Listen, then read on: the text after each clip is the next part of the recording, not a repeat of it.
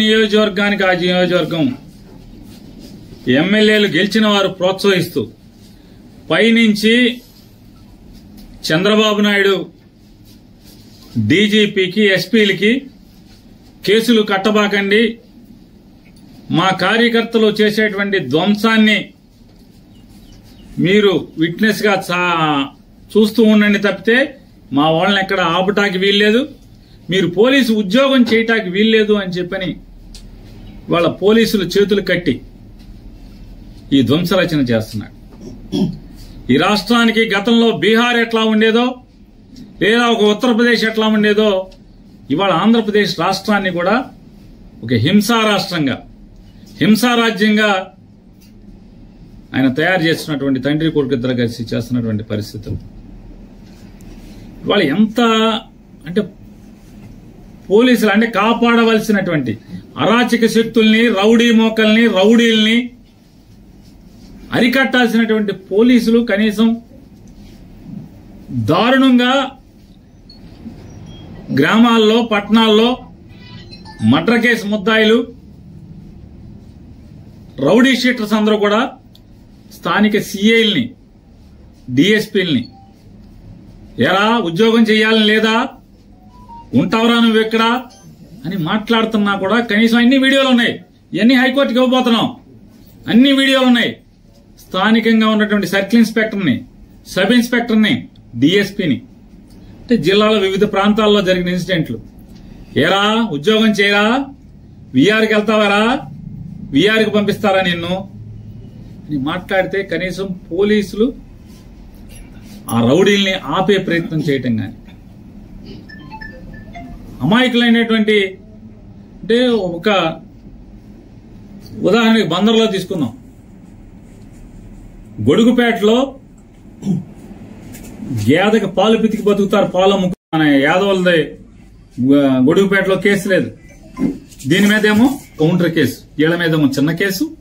ఆ అమ్మాయిని పచ్చిగా మాట్లాడి పట్టుకోరాని చాటు పట్టుకున్నా కూడా పోలీసులు అక్కడికి వచ్చి స్టేట్మెంట్, భార్య స్టేట్మెంట్ ఇస్తుంటే ఆ ఏఎస్ఐ ఉన్నాడు అక్కడ, తెల్ల జుట్టు, వాళ్ళు చెప్తున్నారు తెల్ల జుట్టు ఏఎస్ఐ అండి, ఎక్కడ ఏఎస్ఐ మాకు తెలియదు కానీ తెల్ల జుట్టు అతంది, నన్ను సంతకం పెట్టద్దు అంటాడు, మేము మొగుడు పెడతాడులే నువ్వు పెట్టబాగా అంటాడు. నన్ను కదా కొట్టింది, నన్ను కదా తిట్టింది. ఎవరు కంచే చేనుమేస్తుంటే పోలీసే ఈ రకంగా ప్రవర్తిస్తుంటే, దగ్గరుండి గూండాయిజం చేస్తుంటే ఏం చేయాలి? ఇక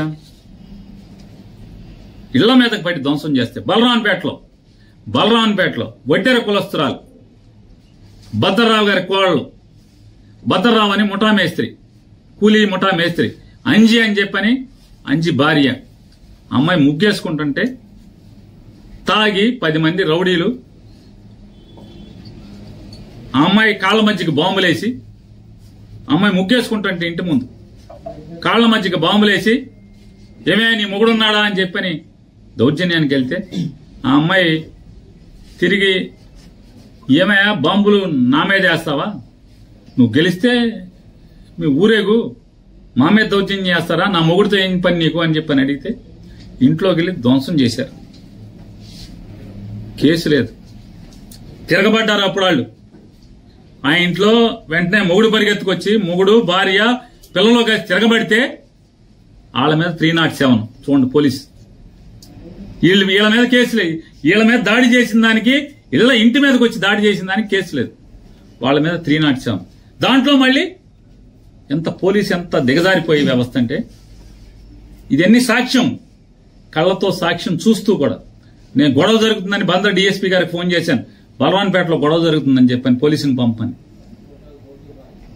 నాకు ఫోన్ రాగానే నేను ఫోన్ చేసి పంపించాను, చెప్పండి అర్జెంటుగా పంపండి. పోలీసు ప్రత్యక్షంగా ఉండగా ఆ ఇంటి మీద గొడవ చేసి కొడితే, పోలీసు ఉన్నా కూడా ఏం పట్టించుకోకపోతే, వాళ్ళు తిరగబడితే ఆత్మరక్షణ కోసం తిరగబడితే 307. వీళ్ళు కేసు లేదు. ఈ రకంగా ఎవరెవరైతే ఇవాళ పొద్దునుంచి ఇవాళ ఎమ్మెల్యేలందరం కూడా, మాజీ ఎమ్మెల్యేలందరం కూడా కూర్చుని అసలు ఏంటి పోలీసు వ్యవస్థ దగ్గరుండి ఇలా దాడులు చేయిస్తుంది, ధ్వంసం చేయిస్తుంది, కత్తిపోట్లకి అంటే అత్యాయత్నాలు చేస్తుంటే పోలీసులు సాక్ష్యాలు ఉంటున్నారు దగ్గరుండి, ఏం మాట్లాడట్లేదు, నిమ్మకు నీరెత్తినట్టు ఉంటాం, వాళ్లే ప్రోత్సహిస్తున్నట్టుగా ప్రవర్తిస్తున్నారని చెప్పని ఏంటి అసలు ఏం జరుగుతుందని మేము ఎమ్మెల్యేలందరం కూర్చుని మాట్లాడుకుంటాకి జిల్లాలో ఉన్నటువంటి మాజీ ఎమ్మెల్యేలందరం కూడా కూర్చుందామంటే మీరు వెళ్ళకూడదు మీటింగ్కి.